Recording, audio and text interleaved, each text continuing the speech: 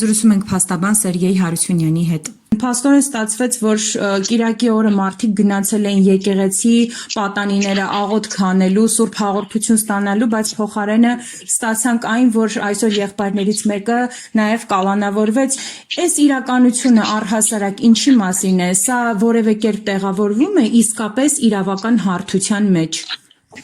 Ընդհանրապես որևէ կերպ չի տեղավորվում իրավական հարթության մեջ ու շատ վաղուց չի տեղավորվում։ Ու այս ձնագունդը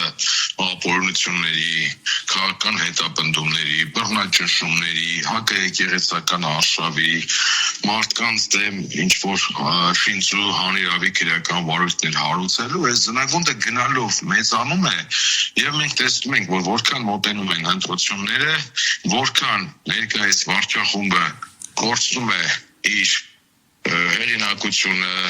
իր էլեկտորատը, այնքան փորձում է կարգանդակներ ուտելով եւ նմանատիպ գործողություններով ինչ-որ կերպ փորձել վերարտադրվել, բայց վաղուց, շատ վաղուց արդեն այս ամենը դուրս է իրավունքի շրջանակից եւ այն ինչ-որ կատարվեց այդ եկեղեցու տարածքում երիտասարդի հետ, դա արդեն որ գիտեք ոնց ամեն օր մենք ակնկալում ենք, որ այս ինչ-որ տեղի ունեցավ սա վերջն է, սրանից հետո ավելի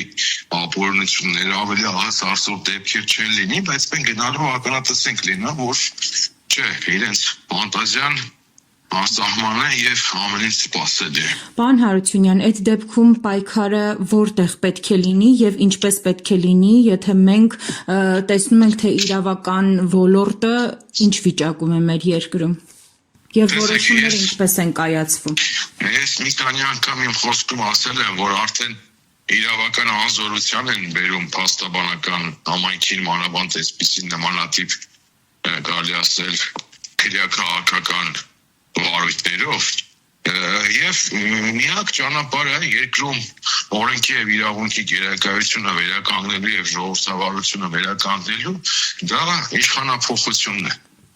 Հետևաբար ակնկալել, որ ներկայիս վարչախումբը ինչ-որ պահից սկսի ավելի իրավական դաշտում գործել, չէ, իրենք գնալով իրենց ամեն ինչ թույլ են տալու եւ արդեն մենք տեսնում ենք, որ իրավապահ համակարգը լեցված է այսպիսի շինծու գործեր կարելուն եւ ամեն կերպ փորձում է ներկայիս վարչախմբին հաջողանալ եւ փորձել ցույց տալ, որ ամեն ինչ օքեյ է, բայց չէ, ամեն ինչ օքեյ չէ եւ ժողովուրդը գնալով հասկանում, գիտակցում եւ համոզվում է, որ այս վերջի տարիների բոլոր աղետները, որ տեղի ունեցավ հայ ազգի հետ, ներկայիս վարչախմբի մեղավորությամբ է։ Պարոն Հարությունյան, եւ տղաների մայրը եւ փաստաբանները անընդհատ նշում են, որ երեխաները դեռ նաեւ դպրոցական տարիքի են, քաղաքականության հետ որևէ կապ չունեն, ոչ զբաղվել են քաղաքականությամբ, ոչ երբևէ կարծիք հայտնել, ուղղակի գնացել էին իրենց աղոթքը անելու։ Այսինքն ինչ է ստացվում, որ մեր երկրում կապ չունի քաղաքականությամբ զբաղվում ես թե չէ, քաղաքական հայտ ներկայացրել ես թե չէ, միայն կարծիք հայտնելու եւ որոշակի քայլեր անելով, որոնք դեմ կլինեն այս իշխանությանը, նման հետևանքներ պետք է ունենա։ Ստացվում է, որ այդպես, գիտեք, մի այսպիսի ասույթ կա, որ եթե դու քաղաքականությամբ չես զբաղվում, քաղաքականությունը է քեզանում զբաղվում, եւ սա հենց վառ ապացույցն է, ես չեմ մեղադրում այդ երիտասարդներին, ինքս ներգրաված եմ Դավիթ Մինասյանի պաշտպան որպես մի լուսավոր եւ շատ դրական երիտասարդ դաստիարակված եւ գերազանց սովորող եւ շատ լավ տպավորություն թողեց ինձ վրա, բայց այդտեղ խնդիրն է, որ հանրությունը, հասարակությունը պետք է հասկանա, որ այլևս քաղաքականությունը մտել է բոլորի տներ եւ քաղաքականության վատ քաղաքականության ապաշտոր ղեկավարման հետևանքով մենք բոլորս ոչ միայն ապաշտոր, այլ ինչու՞ չէ նաև դավաճանական կառավարման հետևանքով մենք բոլորս ազգովիկ կրում ենք հետևանքները եւ հաջորդիվ կրելու են մեր զավակները եւ ճիշտ է երիտասարդը այստեղ քաղաքական որևէ ակցիա, որևէ գործողություն, որևէ կողմնորոշման հարց չէր։ Նախ այս ամենը հետևանք է վերջի մի քանի ամիսներին հայ առաքելական Սուրբ եկեղեցու դեմ էս արշավի, այս ամենը հետևանք է այս բիրտ պահվածքի, որ իրենց թողնում են իրենց կարիերը զինված շքախմբով մտնել սուտ պատարակի ժամանակ, բաժանել մարդկանց աճ եւ ձախ, ինչ որ մի ակցիա անելու կամ ինչ որ մի գալչկա դնելու համար։ Այս դեպքերը, պարոն Հարությունյան, ամփոփելով մեր զրույցը, էլի ուրիշ հետևանքներ են ունենալու։ Տեսեք, հետևանքները անկանխատեսելի են եւ օր-օրի ավելի ռիսկային է դառնում։ Հիմա այս պահին իմ գոլեգաները Լուսինեն Մարտիրոսյան եւ Արթուր Էլբակյան ուղևորվել են դեպի Էջմիածին քաղաք, որտեղ Դավիթ Մինասյանը հիվանդանոցում է, քանի որ ուշագնաց է եղել, քանի որ ունի բազմաթիվ լուրջ առողջական խնդիրներ եւ ինչը եւ որ մենք բարձրաձայնել ենք դատանում եւ այդ խնդիրների պարագայում համատեղելի չէր դրանց կալանքի հետ եւ չպետք է ինքը հայտնվեր տալնավայրում։ Այսինքն ընդամենը մի քանի ժամ անց մենք համոզվեցինք, թե ինչ ռիսկեր կար, ինչ վտանգ կարող լինի այդ երիտասարդի հետ։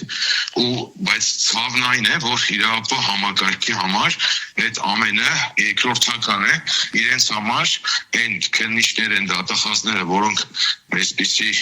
գործերով ներգրաված են, իրենց համար կարծես թե այդ ամենը երկրորդական է եւ իրենց սիրտը չի ցավում 18-ամյա երիտասարդի համար, որը ունի նորից եմ կրկնում առողջական լուրջ խնդիրներ, չափազանց լուրջ խնդիրներ եւ բացի դրանից մեկ ամսից պետք է ավարտել դպրոցը եւ ընդունվել բուհ։ Այսինքն ճակատագրական այստեղ որոշում է կայացվում այդ երիտասարդի պարագայում, հենց ամենը սա քաղաքական կամքի դրսևորում եմ ես համարում, որ ընդամենը նպատակն էր վարչապետի պաշտոնը զբաղեցնող անձի անձեռնամխելիությունը եւս մեկ անգամ հանրության մոտ արձանագրելու։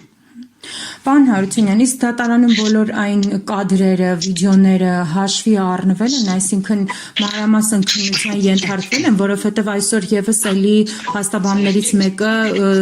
վիդեո էր հրապարակել, որտեղ էլի կադրերը շատ պարզ երևում էին եւ այլ բանի մասին էին խոսում։ Տեսեք, մեր կողմից փաստաբանական համայնքի